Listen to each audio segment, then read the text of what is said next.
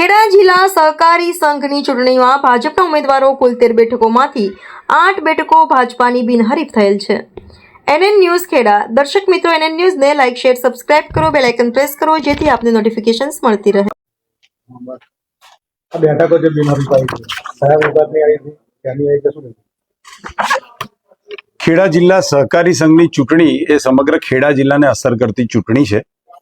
આ ચૂંટણીમાં ભારતીય જનતા પાર્ટીએ 13 સીટ પર પોતાના ઉમેદવાર ઉભા રાખવાનું નક્કી કરેલ. 23મી તારીખે ઉમેદવારી પરત ખેંચવાનો છેલ્લો દિવસ હતો.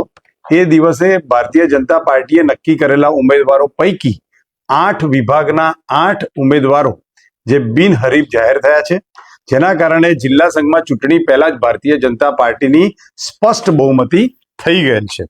બિનહરીફ થયેલ ઉમેદવારમાં જિલ્લા કક્ષામાંથી જયેશભાઈ પટેલ, નાગરિક બેંકમાંથી ચંદ્રેશભાઈ પટેલ, વ્યક્તિ સભાસદમાંથી ધર્મેશભાઈ પટેલ, વસોમાંથી રાજેન્દ્રભાઈ પટેલ,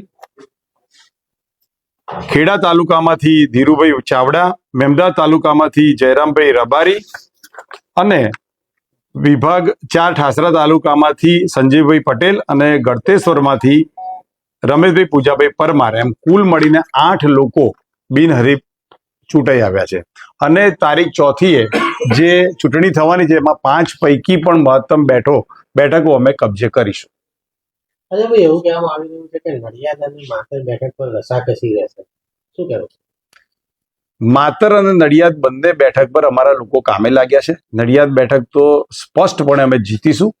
માતર બેઠક માટે સૌપ્રથમ ભારતીય જનતા પાર્ટીએ જે રીતે તૈયારી કરી હતી એ તૈયારીમાં લોકોએ ઉમેદવાર બદલીને પોતે પાર્ટીની સામે ઉમેદવાર થયા હોવાના કારણે ત્યાં રસાકસી થયેલ છે. માતરના જે ઠરાવો આવેલા એ પહેલા અમે જ કરાવેલા હતા, પરંતુ એ ઠરાવોને જે માધ્યમથી કરવામાં આવ્યા હતા એ માધ્યમે પાર્ટીની સૂચનાને અવગણીને પાર્ટીની સામે ઉમેદવારી કરી છે, પરંતુ એ બેઠક પણ અમે લેવા માટે પ્રયત્ન કરીશું. કુલ મળીને નડિયાદ કે માતર કોઈ પણ બેઠક જીતાય કે ન જીતાય, અત્યારે જિલ્લા સંઘમાં ભારતીય જનતા પાર્ટીની સ્પષ્ટ બહુમતી છે. માટે એ બેઠકમાંથી જીતીને જે કોઈ પણ આવશે એને સામે જ બેસવાનું છે. માટે મંડળીના સૌ લોકોને હું વિનંતી કરું છું કે ભારતીય જનતા પાર્ટીની સ્પષ્ટ બહુમતી આવી ગઈ છે, તો માતર વિભાગમાં, નડિયાદ વિભાગમાં, મૌધા વિભાગમાં, કપડવંજ વિભાગ અને કઠલાલ વિભાગમાં ભારતીય જનતા પાર્ટીના જે ઉમેદવારો છે એને જ મદદ કરે તો જિલ્લા સંઘ એ એક મતથી ચાલે અને સંઘ સાથે કામ કરતા લોકો વિવિધ કોઓપરેટિવ સોસાયટીમાં અને એનું સંચાલન કરતા લોકોનું કોઓપરેટિવ શિક્ષણ મજબૂતાઈથી કરી શકે, એના માટે જિલ્લા સંઘને મજબૂતી આપવા માટે 5 ઉમેદવારો જીતાવી લાવવા માટે હું અપીલ કરું છું. માતરની અંદર ભાજપના